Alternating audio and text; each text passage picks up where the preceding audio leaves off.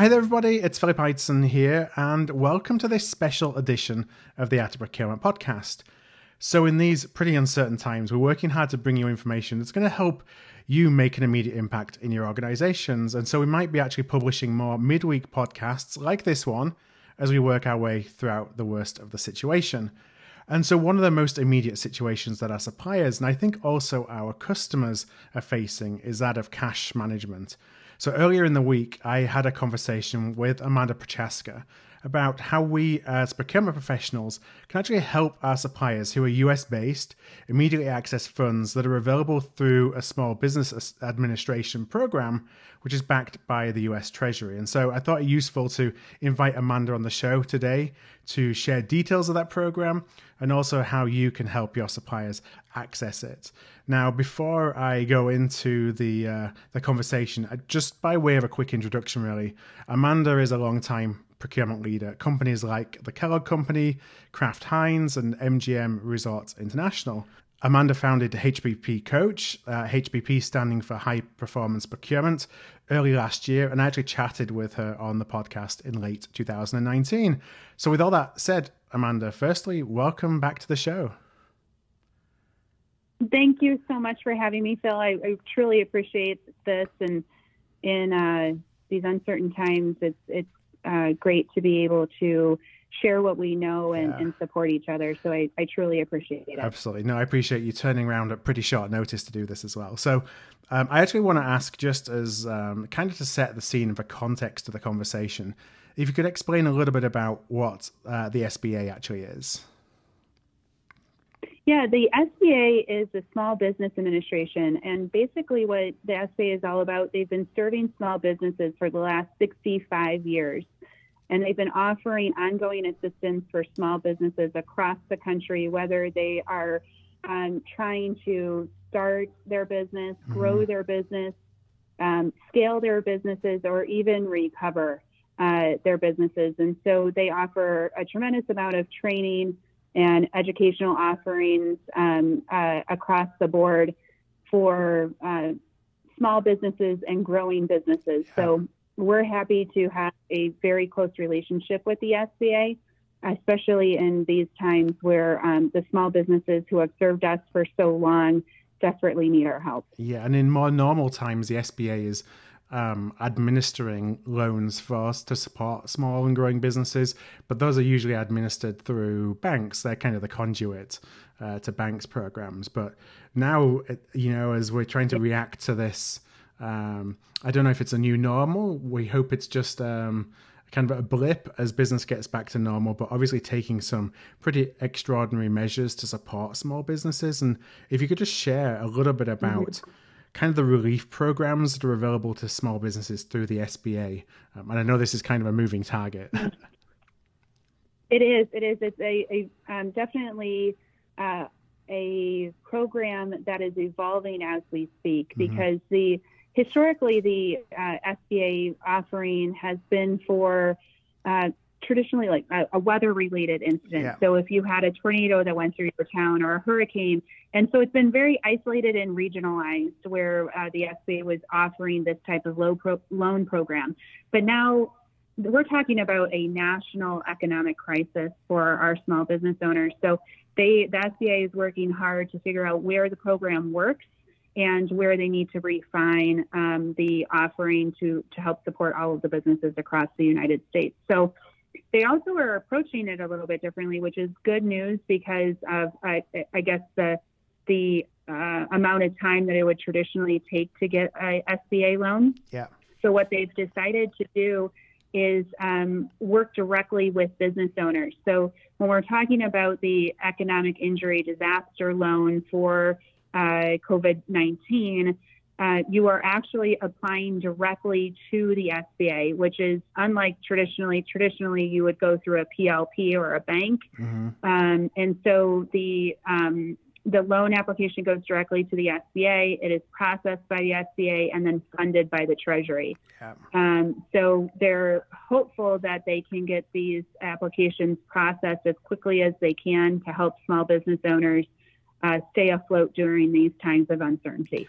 Now, when as procurement professionals listening, thinking about who are the small businesses, for example, in my portfolio, do you have recommendations on what kind of size those businesses may look like that can take advantage of a program like this? Or is there a kind of cap from an amount of money that a business may be able to loan? Just to kind of contextualize, hey, these are the kind of suppliers that I might be able to help access these funds because these funds are going to be material to them.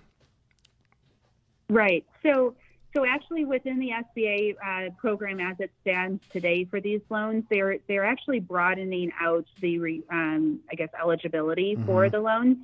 But there is a cap on the funding. So I think that almost dictates what type of companies you're going to be looking at. So the maximum loan that a company can receive is $2 million. Yeah. And that's either over a 15-year payback time period or a 30-year.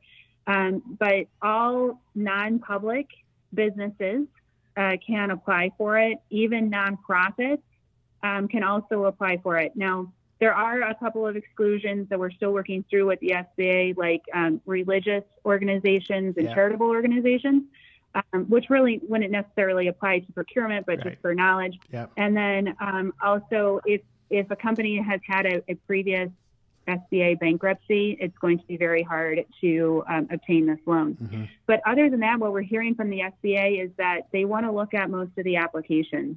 They want to help as much as they can.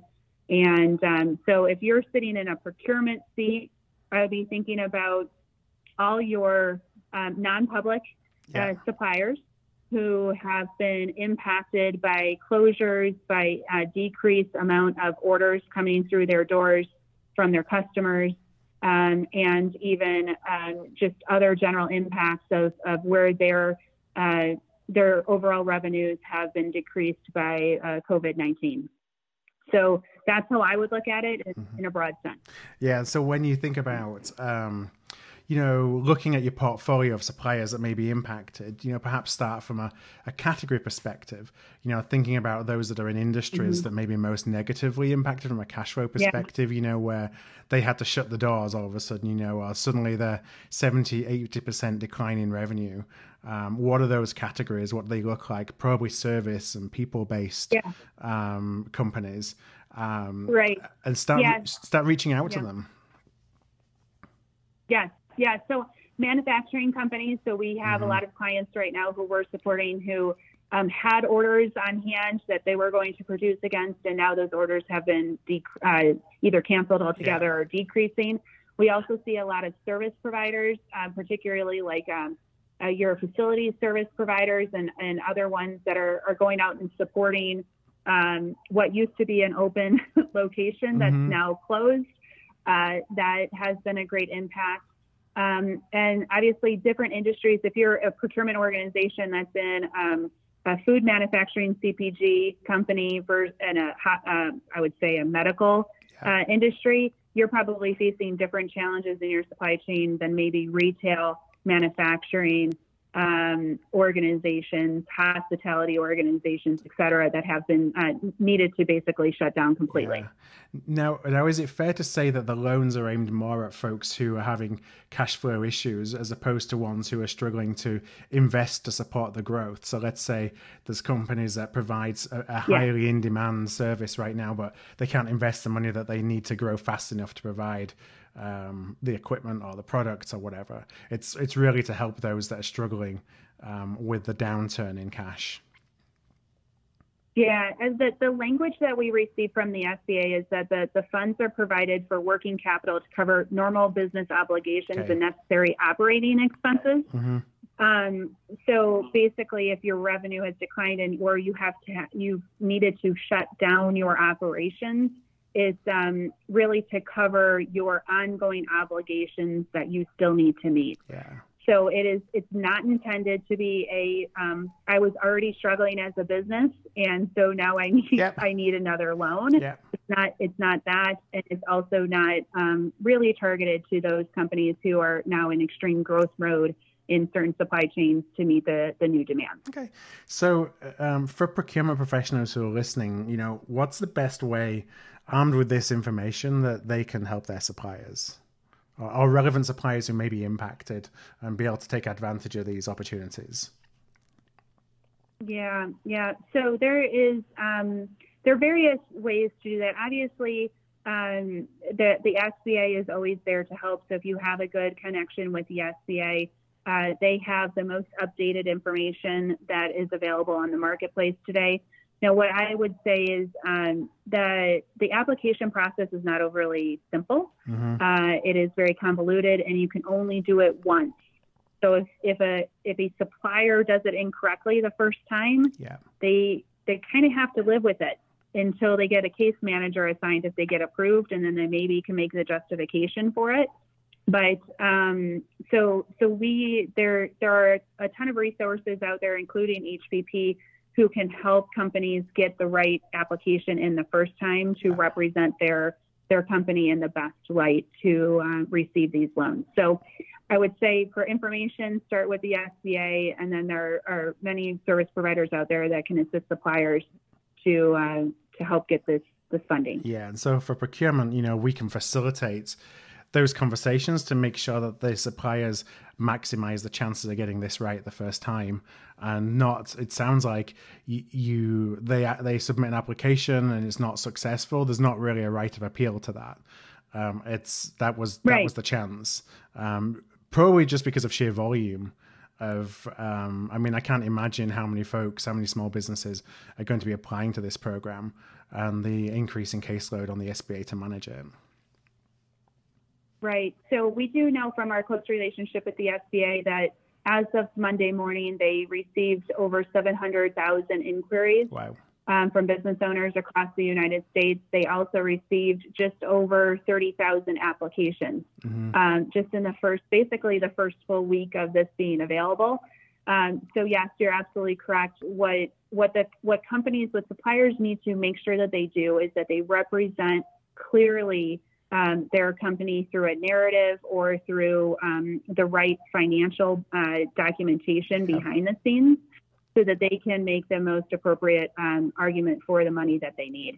And really that's what we're looking at HPP, how to facilitate that process so that we can write that narrative with the business owners to completely explain their situation and make their case for them.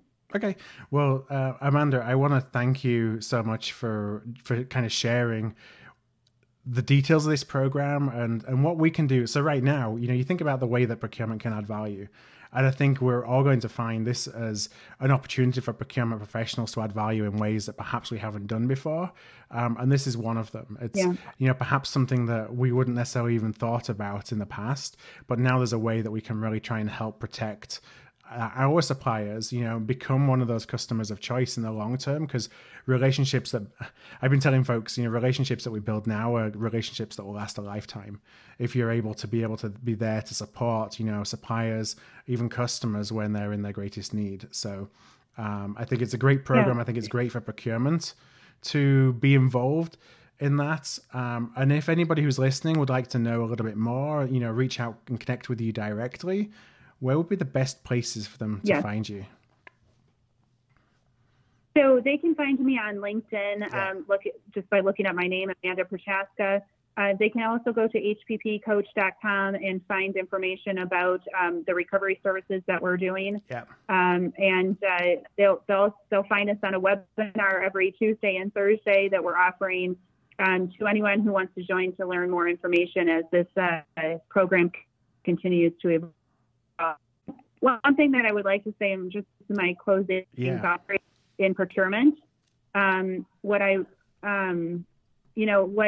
we want to avoid is having a supply chain that looks like Swiss cheese, right? As we come out of this crisis, my personal mission, if I can make it that, is to ensure that our supply chains stay intact, and everyone has an opportunity to help serve each other right now. Yeah. And if we can go out and help serve the suppliers who are in need, they will be grateful and have that more robust relationship as a result in the long term. Yeah, so absolutely. We're just trying to share the message and offer some support to the suppliers in need. Mm-hmm. Yeah, we're all in this together. I think never more so than right now. We all need to be able to support and help all those that we have the ability to do so. So I think it's a great initiative. Thank you. Okay, well, what I'm going to do is I'm going to include links for anyone who's listening who is interested over to HPP Coach, to your LinkedIn profile, so they can reach out directly and get in touch. And all those are going to be artofprocurement.com/podcast. So artofprocurement.com/podcast. You'll find the show notes for today's episode and all the links that we just talked about. So Amanda, one last time, I just want to thank you so much for joining me today. You're welcome, and thank you for the invite. Thank you. Hi there, I want to thank you for tuning in to today's podcast. You can check out all of our back catalogue at artofprocurement.com/podcast, where you can also subscribe to our newsletter to make sure that you never miss an episode. And if you found value in today's show, I'd love if you would tell a peer, or perhaps go and rate and review by going to artofprocurement.com/review. Word of mouth really is the best way to help the podcast grow, and if you're able to do either one of those things, I would truly appreciate it.